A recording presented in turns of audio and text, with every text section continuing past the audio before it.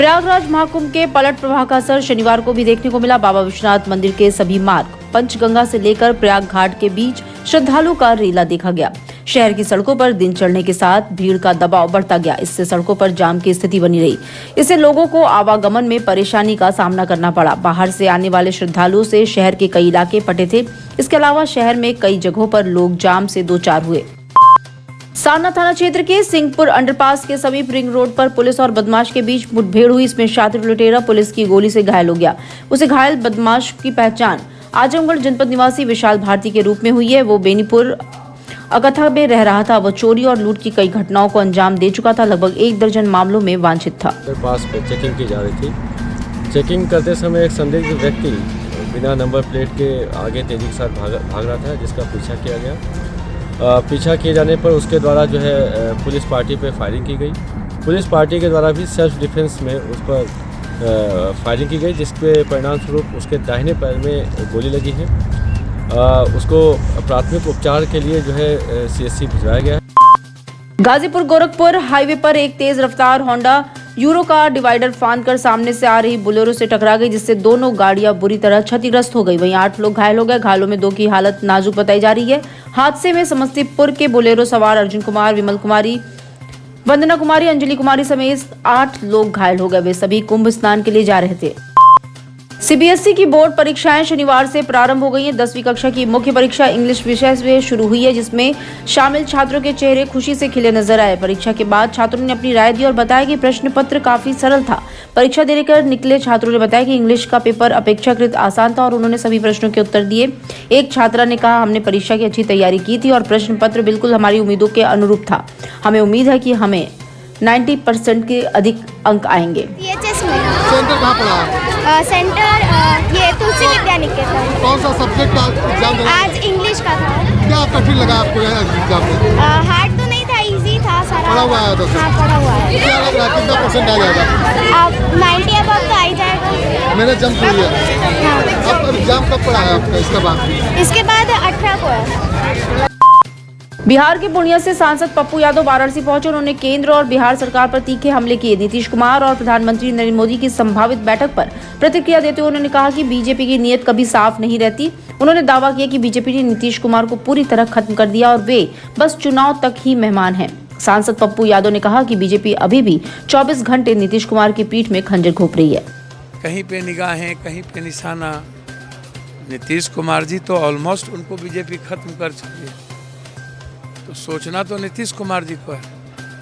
और सबको पता है कि नीतीश कुमार जी बस चुनाव तक के मेहमान हैं। उसके बाद बीजेपी, तुम अपना घर हम अपना घर। अभी भी बीजेपी नीतीश कुमार के पीठ में खंजर 24 घंटा हो। आप उठा करके देखिए ना इस देश की जो स्थिति है। अब हम दूसरे पार्टी की बात तो नहीं करेंगे, लेकिन मैं इतना कहना चाहता हूं कि NDA की जो स्थिति है वो बहुत अच्छी नहीं है। आप हर जगह NDA पैसे और ताकत के बदौलत चाहती है सत्ता में आना। बिहार की राजनीति बिल्कुल अलग है और मेरा मानना है कि कांग्रेस बहुत मजबूती के साथ अपने संगठन पर ध्यान देगी और निश्चित तौर पर कांग्रेस एलाइज गठबंधन जो आने वाला चुनाव है उसमें NDA गठबंधन को मात देगा। काशी में महाकुंभ के पलट प्रवाह को देखते हुए 26 फरवरी तक सभी घाटों पर गंगा आरती प्रतिबंधित की गई है। वहीं शाम 6 बजे के बाद गंगा में नौका संचालन नहीं होगा। इसको लेकर DCP काशी जोन गौरव बंसवाल ने आदेश जारी कर दिया है। प्रशासन इसका कड़ाई से पालन कराएगा। निर्देश की अनदेखी करने वालों के खिलाफ सख्त कार्रवाई की जाएगी।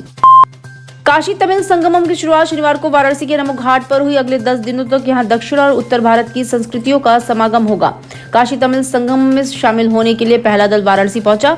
बनारस स्टेशन पर उनका भव्य स्वागत हुआ। जिलाधिकारी S राजलिंगम, भाजपा के क्षेत्रीय अध्यक्ष दिलीप सिंह और जिलाध्यक्ष व MLC हंसराज विश्वकर्मा ने उनका माल्यार्पण कर स्वागत किया। इसके बाद बसों में बैठाकर गंतव्य के लिए रवाना किया गया।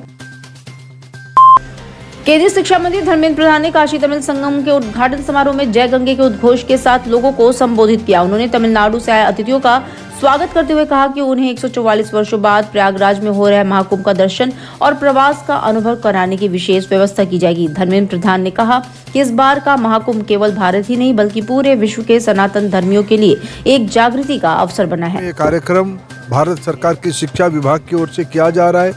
इस बार 6 ग्रुप में प्रतिनिधि आएंगे। आज पहला ग्रुप की प्रतिनिधि सुबह पवित्र काशी में पहुंचे हैं। यहीं से वो कल अभी वो काशी विश्वनाथ जी का दर्शन करेंगे। कल विभिन्न काशी की महत्वपूर्ण स्थानों में सुब्रमण्यम भारती जी की जन्मस्थान में भी जाएंगे, BHU में भी जाएंगे, उनकी वर्कशॉप होगी। फिर कल प्रयागराज जाएंगे, महाकुंभ में उनका निवास होगा, कुंभ क्षेत्र में रहेंगे। फिर कुंभ स्नान करके अयोध्या जी जाके श्री रामचंद्र जन्मभूमि में प्रतिष्ठित भव्य नव मंदिर को उसके अंदर प्रतिमा का दर्शन करके फिर लौटेंगे। इसे 6 ग्रुप आएगा। काशी और तमिलनाडु की बहुत अनन्य संपर्क है। ऋषि अगस्त्य उसमें एक प्रमुख कड़ी है। ऋषि अगस्त्य तमिल ग्रामर के प्रणेता रहे, सिद्ध औषधियों का जनक रहे और वेदों में अनेकों मंत्रों को योगदान भी उन्होंने दिया है। आदित्य हृदय मंत्र उन्हीं की सृजन। मुख्यमंत्री योगी आदित्यनाथ एक दिवसीय दौरे पर शनिवार को काशी के पहुंचे। उन्होंने काशी तमिल संगमम 3.0 का उद्घाटन किया। इसके साथ ही उन्होंने बाबा विश्वनाथ का दर्शन कर आशीर्वाद लिया। इससे पहले मुख्यमंत्री योगी आदित्यनाथ ने काशी के विभिन्न क्षेत्रों का हेलीकॉप्टर से शहर में उमड़ी भीड़ का जायजा लिया। उन्होंने 80 के नमो घाट तक 84 घाटों पर महाकुंभ की भीड़ और यातायात व्यवस्था को देखा। शहर के विभिन्न क्षेत्रों का जायजा लेने के बाद नमो घाट के लिए रवाना हुए।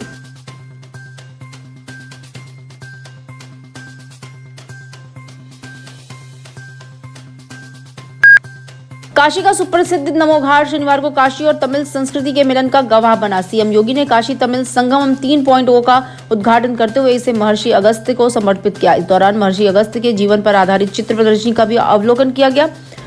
योगी आदित्यनाथ ने प्रधानमंत्री का आभार व्यक्त करते हुए कहा कि उनकी प्रेरणा से काशी तमिल संगमम कार्यक्रम का लगातार तीसरी बार वाराणसी में हो रहा है। उन्होंने तमिलनाडु से आए हुए मेहमानों का काशीवासियों, प्रदेशवासियों, विशेषकर प्रधानमंत्री की ओर से स्वागत किया।